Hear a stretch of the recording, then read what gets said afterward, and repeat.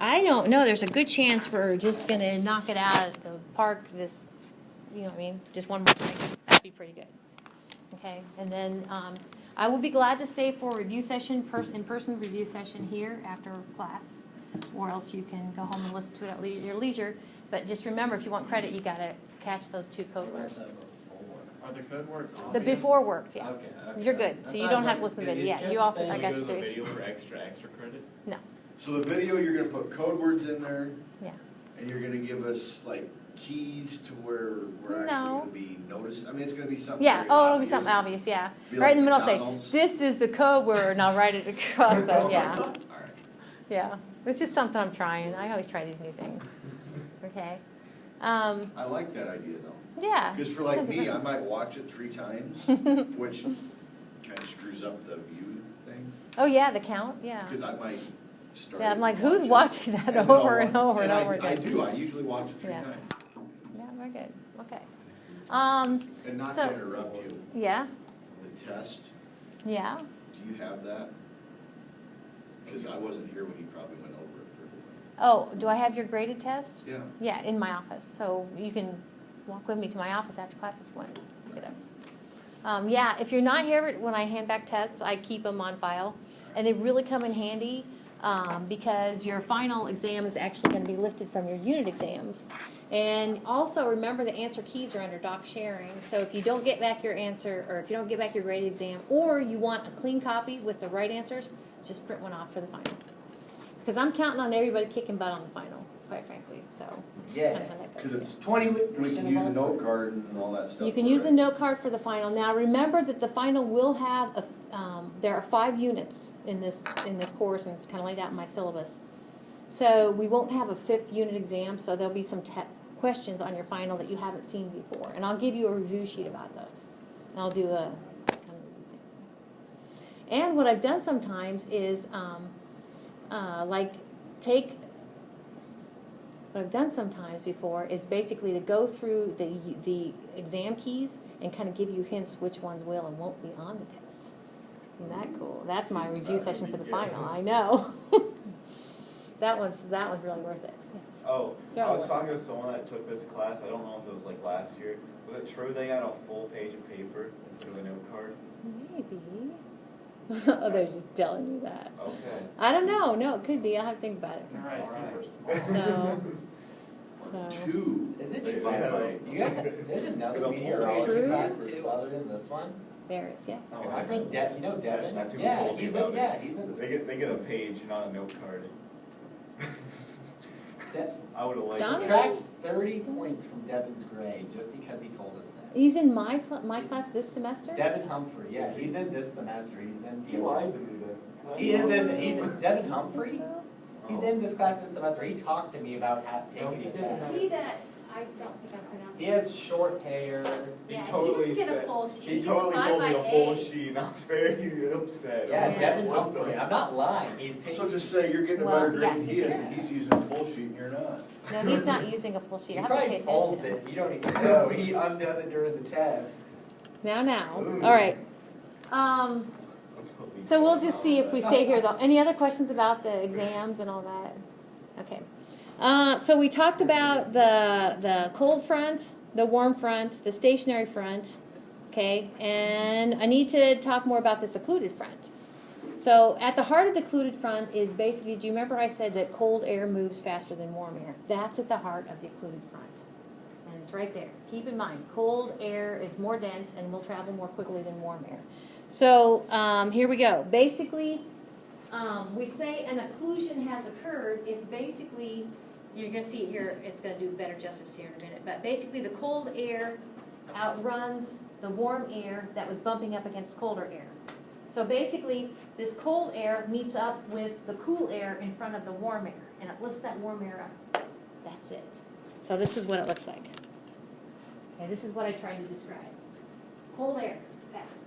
Okay, there's a sector of warm air here, okay, and it was making a warm front here, okay, with this cooler air in front of it, but basically that cold air just outruns that warm air up and over, okay? So basically you have 3 chunks of air there, this fast-moving one, this one that's cold, cool anyway, okay, and the warm sector between. So we call that an occlusion, that chunk of air kind of lifted up. I kind of think of it as like a mosh pit, you know, when you pass people down, yeah. That's what that kind of reminds me of. And there's a couple of different types, at least, of occlusion, or occluded fronts. To me, I don't see much of a difference between this one, this is called a cold type, and this is called a warm type. They're very similar to me. I still see the kind of three air masses, you know, air mass A, air mass B, air mass C lifted up. You know, this one is basically outrunning the warm air in front of it. So they're similar. But that's an occluded front. That's it. That's a purple line, semicircle, triangle, all on the same side of the line. So now this fifth type of front, okay, is not the normal front, but it's called a dry line. And if you've watched much of the storm chasers, the people looking for those twisters, a lot of times, if they can find this clash of air masses, dry line is a clash of air masses that are both warm, but one's dry and one's moist. Okay, and so basically the moist one is going to be lighter, okay, and then the dry one, and it's going to go up and over. So dry air is more dense than the moist one. So this actually is not a figure, but it is basically trying to show you the passage of dry air into dry air. So we said one of the things clear back in, I guess it was maybe just the last unit of material, dew point temperatures are the temperature you need to drop the air to in order to get it to condense, okay? So basically we have current temperatures of 66, dew point 64, current temperature 77, dew point 66, okay? We know that a dry line has passed through if those dew point temperatures plummet. Think what dew point temperatures mean. When it goes from 62 to 46 or 39, it means basically you have to cool the air down to 39 or 46 now in order to get condensation. So basically you have gone from something with normal humidity to something that's very dry. Okay, so that right there marks the passage of continental tropical air into the area. All right, so back to the mid-latitude cyclone.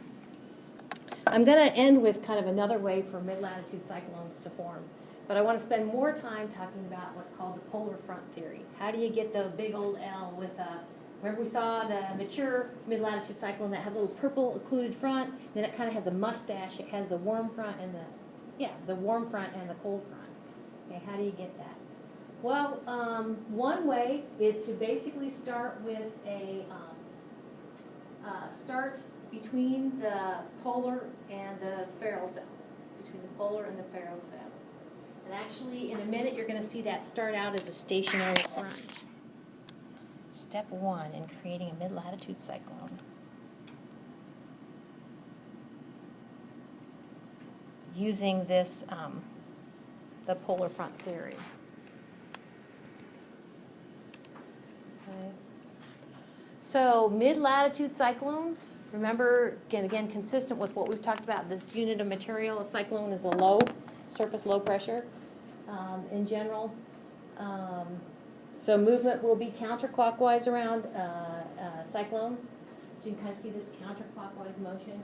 Again, not in its mature stage because we don't see the purple occluded front, right? Okay.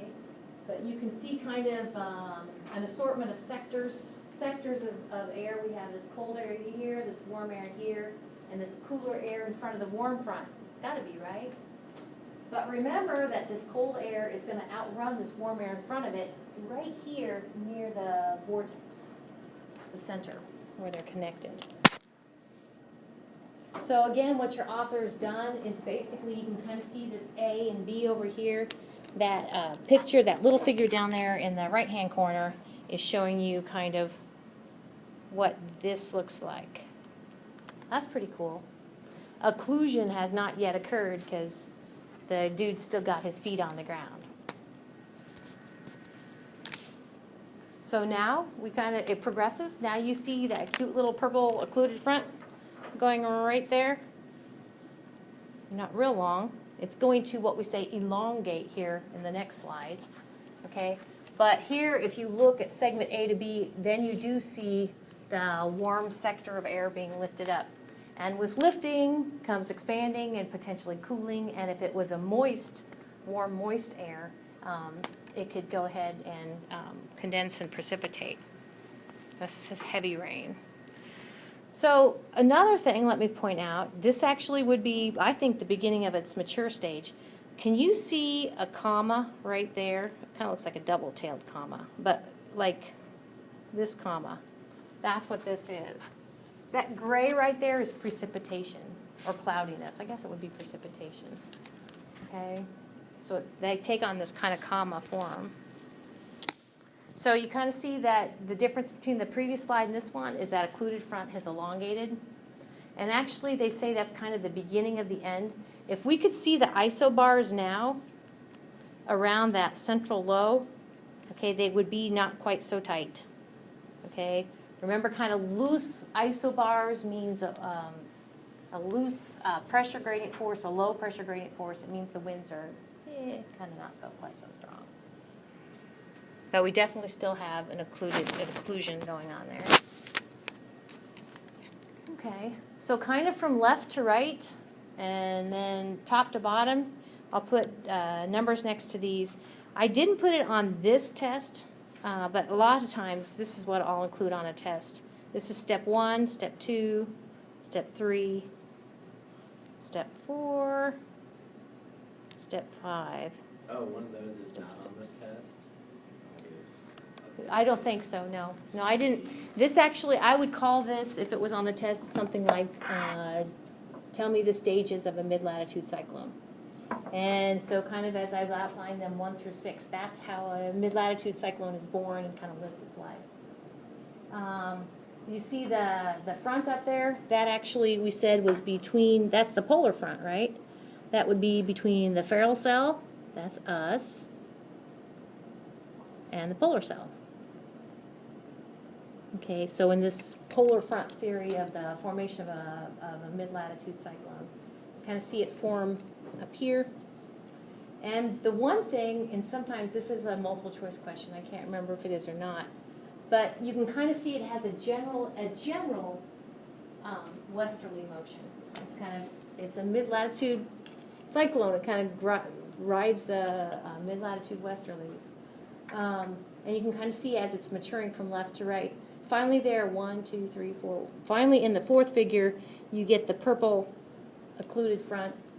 And that oftentimes is the most intense precipitation and your craziest winds.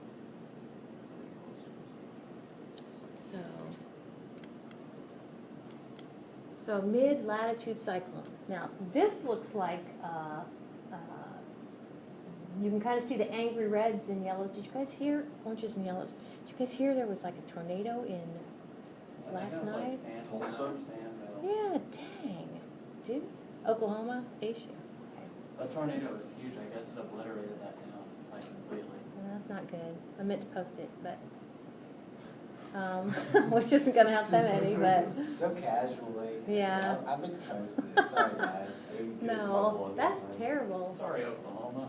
Forgot. Yeah, They it's, had the worst. like, is it Norman? Like, was it near Norman, somebody said, or not?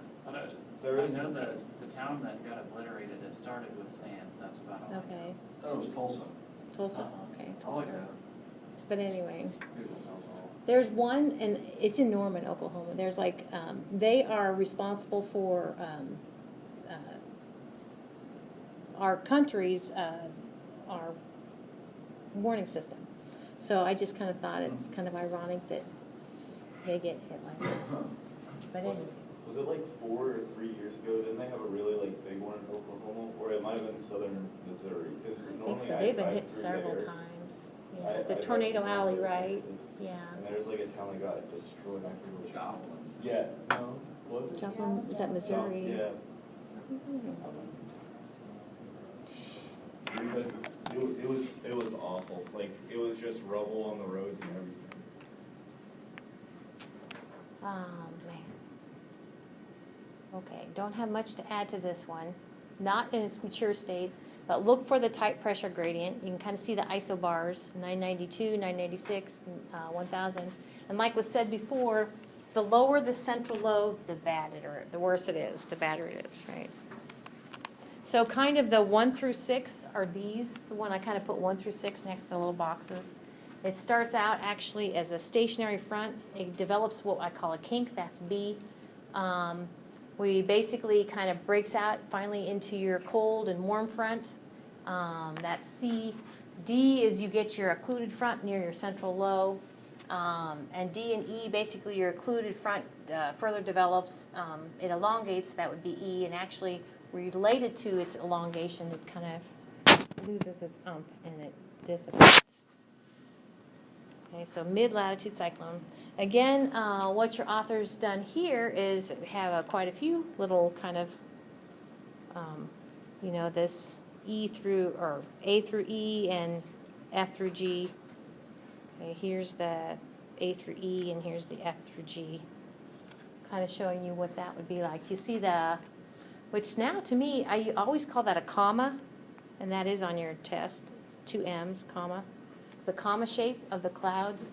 But now tonight it's kind of looking like something that's got kind of more like legs or something. So, Sand Springs, which is a suburb of Tulsa. thank you, Sand Springs.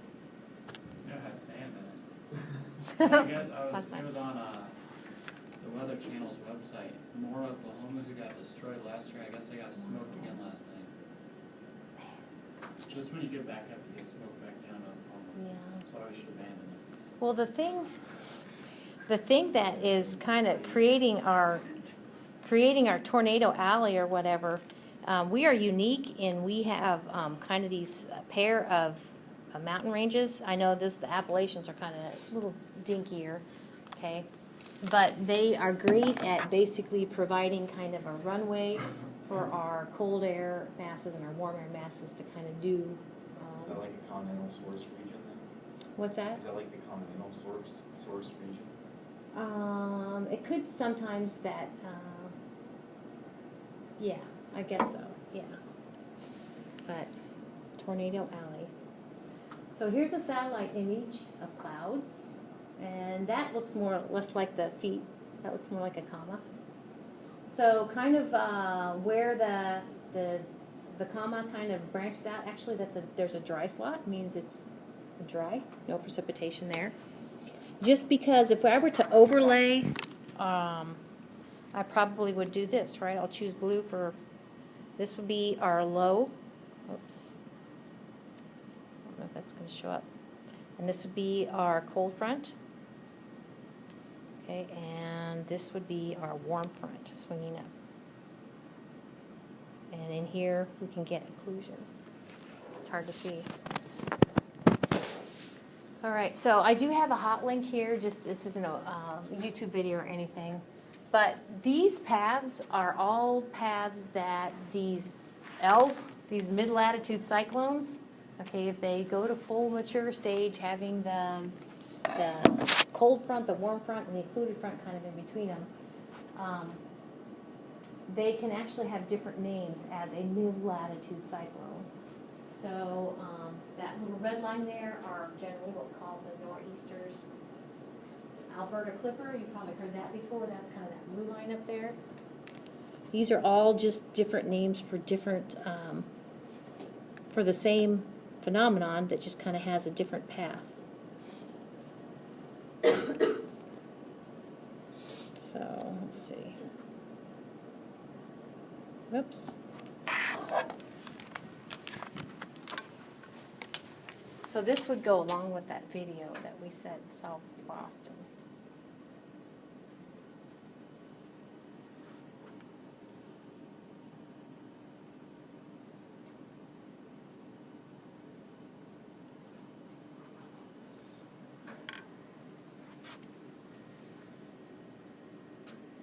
Oh yeah, now I remember. This is cool. Have you ever seen one of these where they actually have a before and after picture, but it's a slidable thingy? I think I posted this one too. Check this out. Okay. So let's see. So this one's before and this one's after. So you can slide this, and this was what it was before, to what it was after the storm came through.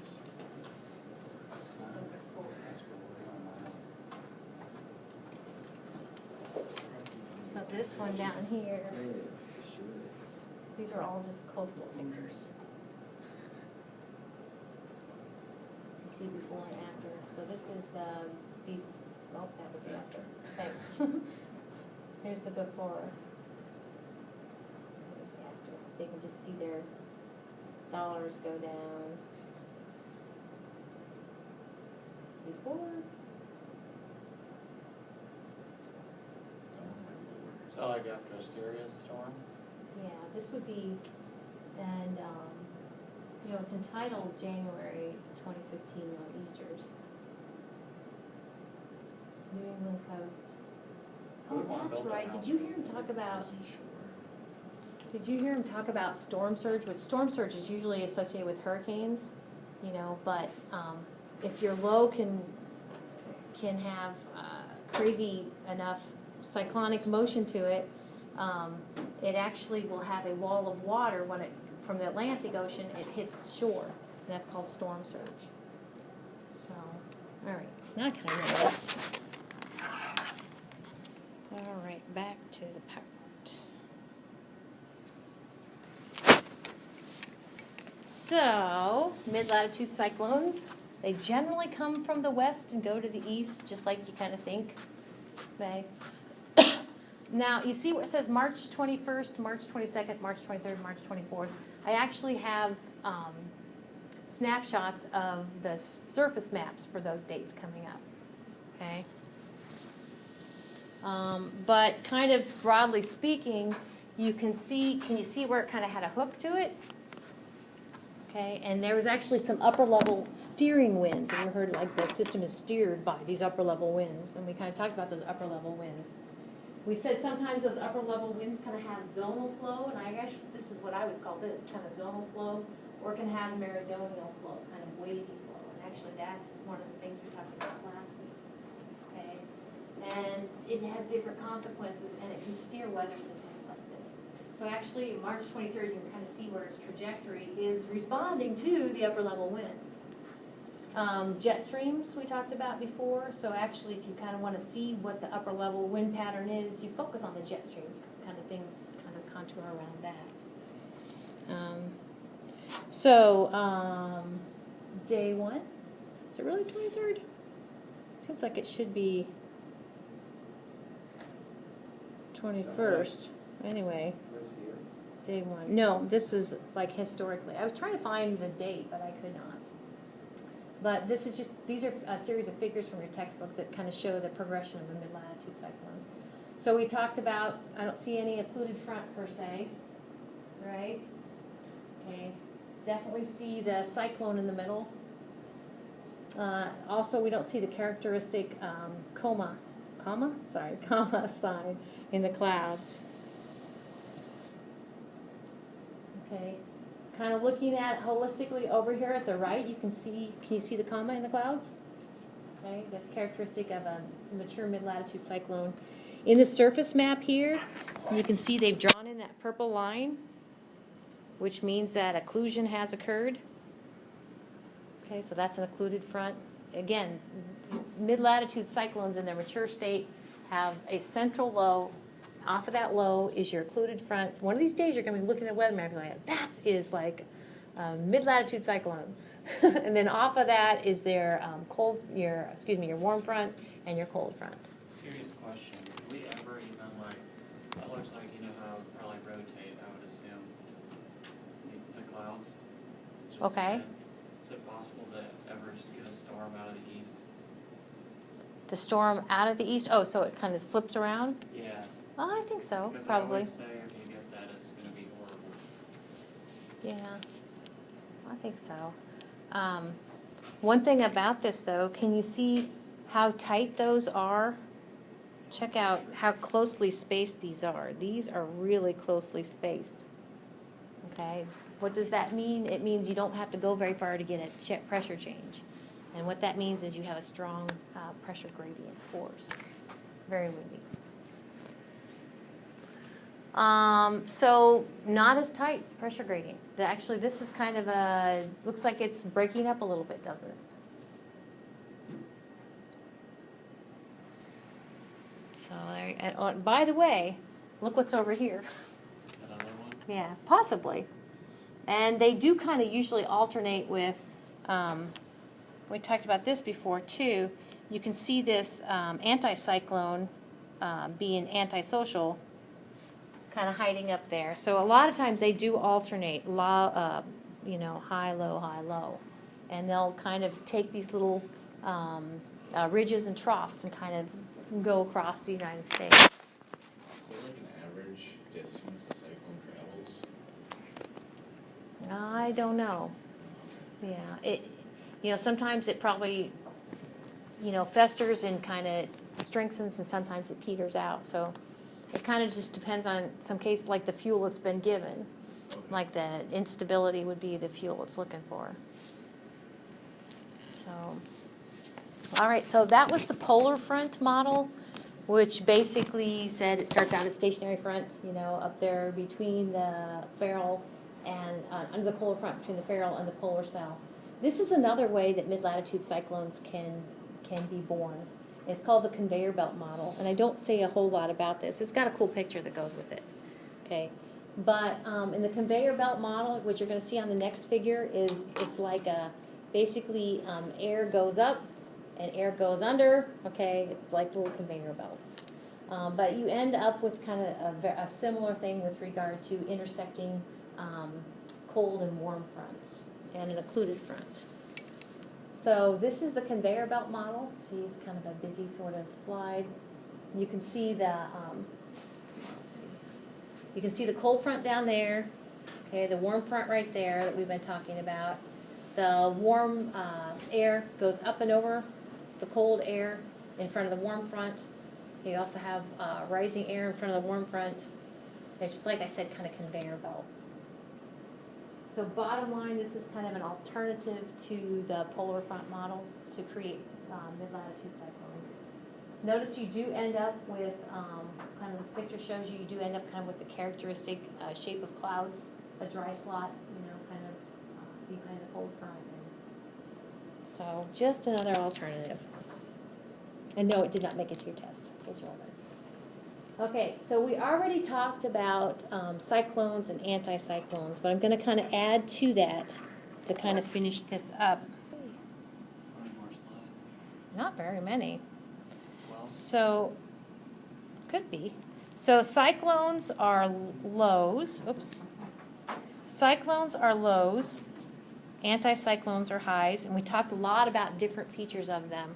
One of the ones we said in the northern hemisphere, we said motion is counterclockwise around a low. Oh, darn it. Thank you. Counterclockwise around a low. Thanks. And clockwise around a high, right? That's one of many different things. In fact, one of your test questions, I think, says, what's the difference between a cyclone and an anticyclone? And put it on your note card so you don't mess it up, okay? So we also said that down here, it talks about kind of meridional flow. And let's see, make sure I get this right. We said that highs are associated with ridges and lows are associated with troughs. So kind of as I've drawn that, that's actually kind of how the jet stream is kind of making the wind go. Okay? There we go.